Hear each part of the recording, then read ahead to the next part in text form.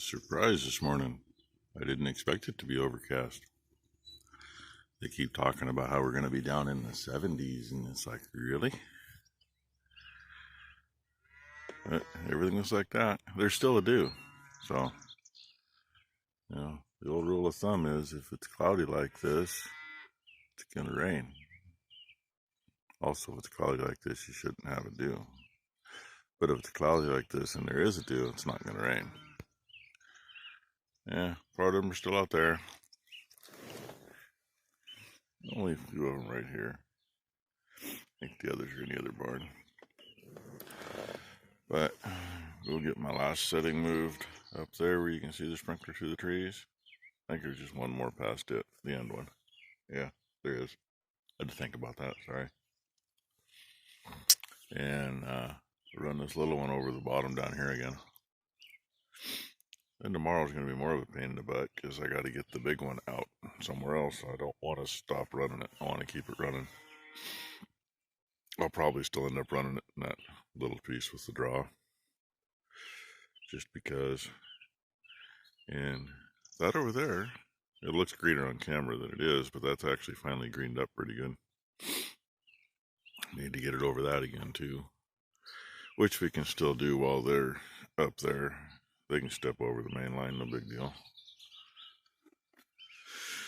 So, I gotta get to work. Darn it.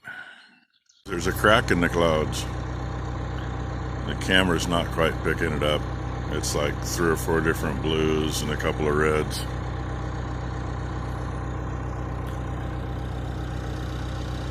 Now over there it's kind of picking it up.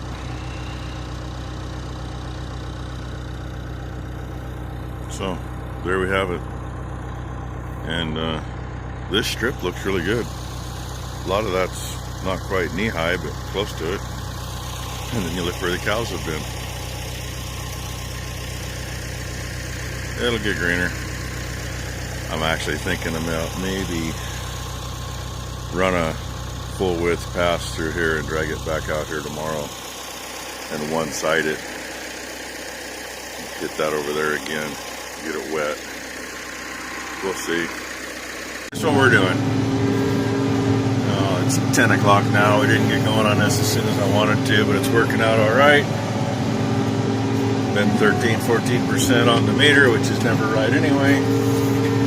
And I'm punching the bales pretty good right here. Finished the cleanup on the last field and came down to this one. And we're just splitting it with the rake. Do this crap up here. That's just how it looked when it was cut. And that down there will be greener. But I know we needed to chase the dew. Not that there was hardly any dew this morning, but we needed to chase the dew for this part. And the other part, along those trees over there, is always wet. There's been years where we've had to take the outside 6 rows over there and just roll them in. And that's time consuming. Rake only goes one direction, so you got everything one way, and we've actually rolled them clear out to the middle of the field so we can get them dry enough to bale. But I don't think that's going to be that big a problem this year. And first thing I got in this field, going down this hill, dropped the twine on number 5, top and bottom, pain in the ass. And the knotters just went, and they're all bouncing. Got number 5, which will. And the very next bale, number 5, hung up on the bill hook. Oh yeah, the pair of gloves I've been looking for a while, they're right there. Good thing, because I needed them earlier. But we're going to work our way across. I think I'm going to have her start in the center so we can open it up and come around this edge behind me. Here's how we're side hilling today, by the way. Not too bad. It doesn't get scary till you get about like so.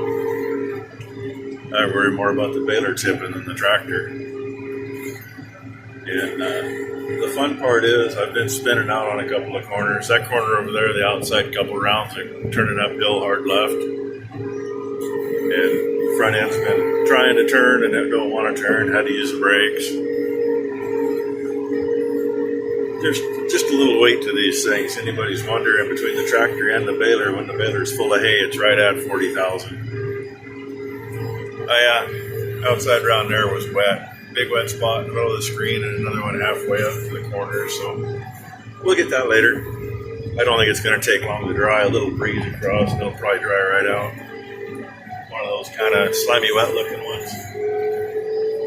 So anyway, there's our morning. And no, I didn't get the little traveler going. I did get the hose down there to it, but I didn't get it going. There's my bale missing number 5. And number 3, by the way. Number 5's laying there. Reason for that little box that says New Holland on it. We finally got into the wet stuff. There's, I can tell with how far the bale made it before I got wet. We're good from here down to the other end. And those will wait till after lunch, come back and finish. That's my plan anyway. Just because that's what it's looking like. I'll know here in a minute how dry this is. About the time I get down to those bales down there, because that's what it's going to take. But I got back into dry stuff at the very end. I don't know. I was up to right at 30% on the meter, and it dropped back to 15 once it hit 30. But it went 25, 28, 30 from 14. And about a half or 3/4 of the bale worth. So, hey, getting tight. See the flags bouncing? You can tell over me bouncing. All but number 3. Get your camera out ready, because we're going to be right up next to her. She's probably not going to sleep. The not so nice stepchild up there. And number 1's talking about a doe that's over here, right over the top of the left rake, right off the edge of it. She's been down here playing around. I'll see if I can zoom in, see if it really bounced. And now I can't find her.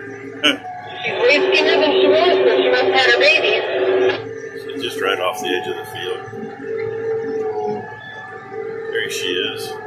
I'm not going to try to zoom in again, but she's been down here probably the last half hour.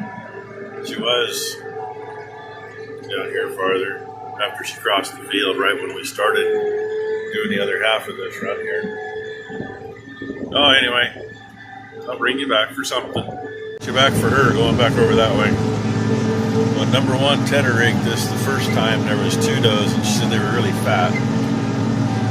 And since then, it's just been this one down here, and she's skinny now. So, I don't know what happened to the other one. She's got a little gimpy to her. So coyotes could have got the other one. We used to have a berry around here. We used to come down into this field. It was the strangest thing.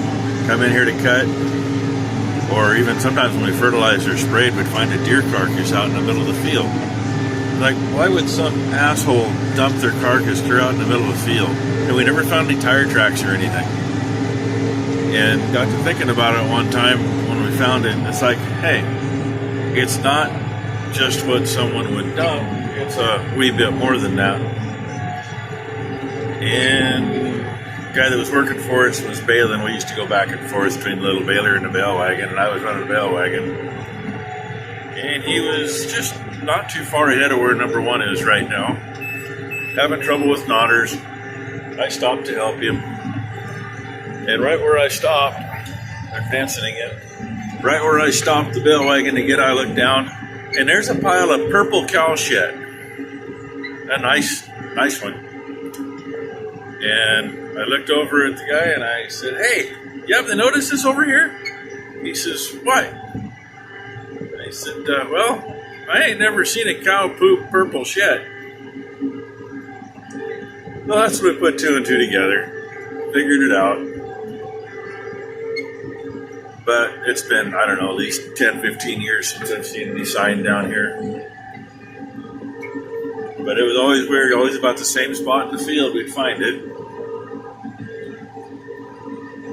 And hey, if I remember, we'll do a little guess on how many bales are in this field. And I'll give you an idea. There's 14 acres here, In a normal year, we get 14 ton to the acre.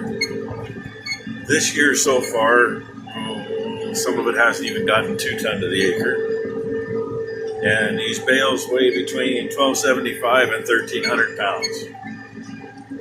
So now you got information for a guess. And hey, whether I remember it or not, go ahead and throw your guess in the comments, and maybe I'll remember how much was here.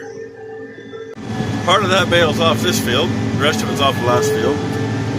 This one up here is off the last field. So now I know that I got enough material through. You can read that or not. We're running right at 14, which let's say these things are a guess anyway, but I know at 14 it's not too wet. And it's still actually baling good, so surprising as hell. Almost 3 o'clock in the afternoon. We'd have been up here sooner, but you know, we give that other field a little dry time so we could get rid of the wet spots, which worked out just perfect. And that tractor, the left rear was low. Freaking trigger valve broke. Luckily we keep good caps on them so it didn't dump everything out. It didn't lose any fluid, just air. So that's a good thing. So we ran it back to the shop and pumped it up. Had a whole 5 pounds in it. And now it's got 18 like it should, so it sets level like it should. And we're gonna do what we can here. Number one's gotta leave here in a little while. Apparently Ron's truck broke again. They had a torsion bar in the rear suspension that the replacement part supposedly showed up in Portland, but nobody ever saw it, right? So they ended up putting the new bushings in the old one. Well, the old one broke on him today, and he was supposed to be about 3 or 4 hours away at least, and he just left their shop. They had to go drop his trailer off, and he's headed to Tualatin, so here in another bright 45 minutes, she's got to go pick him up. Yay! But we'll at least get part of this knocked down. The difference between bottom ground and hill ground, same acreage, less bales. And number one took off. Had to go pick Ron up, so Becky's been finishing this. And you can't hardly see these freaking corners. And I gotta get out of her way because I was marking the center of the corner for her so she can find it. Because literally, you can't see it. And she hasn't been left in the rake when she pulls out, so she's been leaving these little turdy trails. Which just makes it so there's something there to pick up, whether it was cut material or stuff the rake just ripped up. I don't care, I don't like leaving a mess. Whether it's on our ground or somebody else's. So that means I do a little screwing around. Baler doesn't necessarily pick it up, it may just scatter it out, but unfortunately when it's this dry, that's what it does. If you turn it all, it kicks it off to the side. Excuse me. But I didn't think we were going to get this late in the day. My hydraulic pressure is running the highest has been 1,400 pounds. Our load is set at 340 and it's been down like once to 280. But my pressures have been, for the most part, 1,000 pounds, which is good. My load's been 300 to about 345, I think is the highest I saw it. But yeah, this is what I do. I just kind of drive around and so I either pick it up or scatter it, one or the other.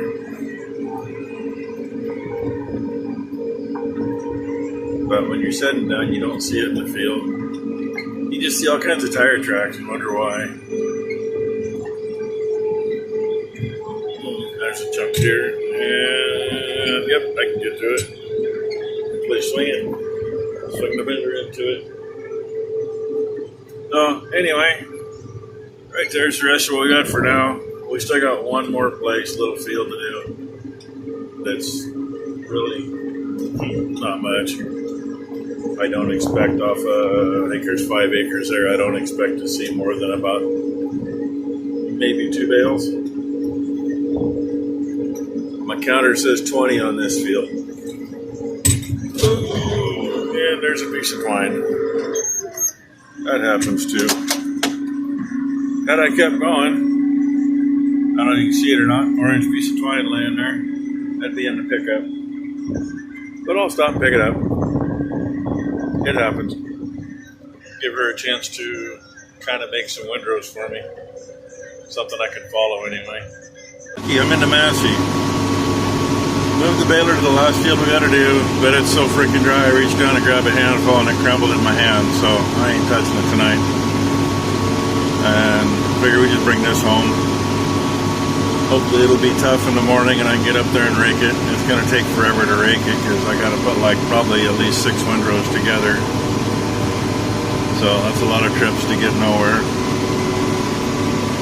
And I guess that's about it for the day. Other than, hey look, there's cows over there. If you can see them. Hope you're looking at it on a big screen. Thanks for watching, everybody.